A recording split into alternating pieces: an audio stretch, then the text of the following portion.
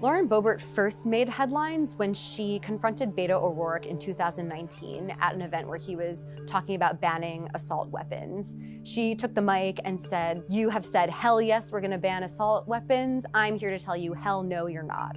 And that video went viral and just sparked a lot of public interest in her.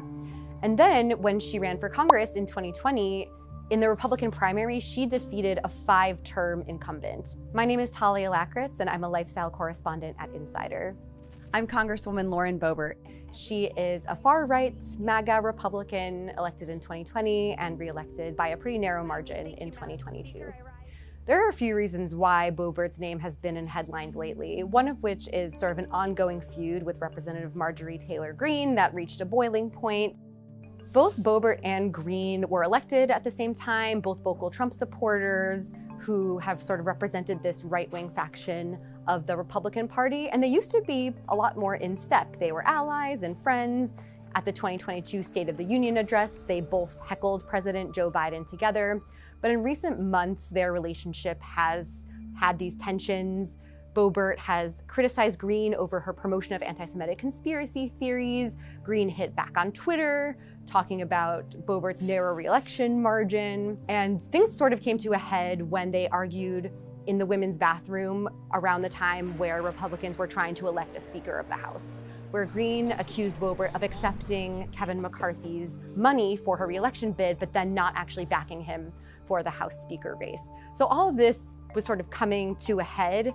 And then it all blew up on the House floor over this argument about the dueling Biden impeachment resolutions.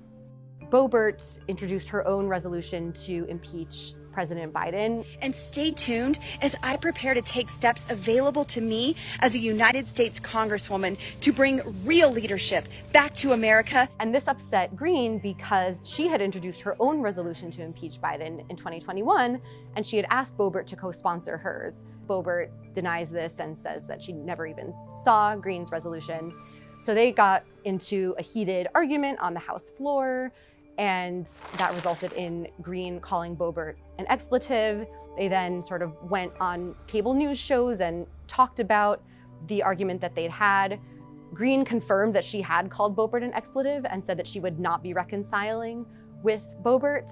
Boebert said that Marjorie Taylor Greene is not my enemy. Joe Biden and the Republicans are my enemies. I didn't come here to get into spats. Part of why Lauren Boebert has become such a well-known name in the Republican Party is because of this firebrand MAGA Republican persona that she has. President Donald Trump has a servant's heart, and he puts the American people first. And there have been a litany of controversial stances and statements from her years in Congress.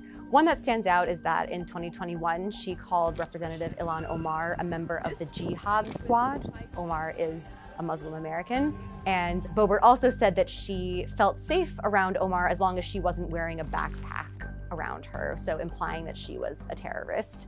Boebert later apologized to the Muslim community for her comments, but there definitely remains some bad blood between the two of them.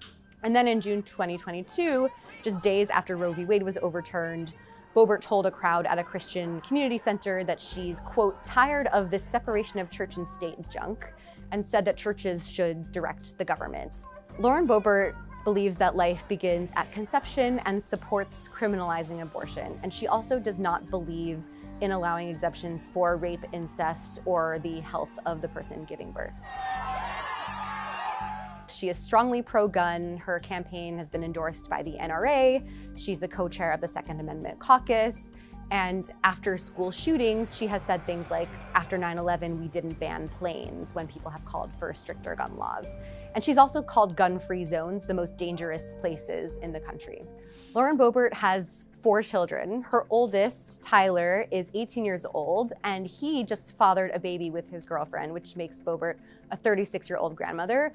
And Boebert was actually a teen mom herself. When she was 18, she gave birth to Tyler and dropped out of high school, began working at fast food restaurants. And then she eventually opened her own restaurant, Shooter's Grill, where the waitstaff carried firearms openly. Lauren Boebert has been married to Jason Boebert for a little under 20 years and recently announced that she is filing for divorce, citing irreconcilable differences. And from very early on in their relationship, there were indicators that there were issues. For example, in 2004, even before they were married, Jason Boebert was arrested and charged with public indecency and lewd exposure after he exposed himself in a bowling alley. Boebert in her memoir writes about the incident, saying that it was a misunderstanding, that Jason just pretended to unzip his pants, but Jason did end up serving jail time for this incident. And then more recently, in December 2021, one of the Boebert's teenage sons called 911 to report that his father was throwing him around the house. And then Boebert said that nothing physical happened, denied these allegations. So there have been several incidents that indicated maybe things weren't going so well at home. And then in May, Boebert confirmed that she had in fact filed for divorce.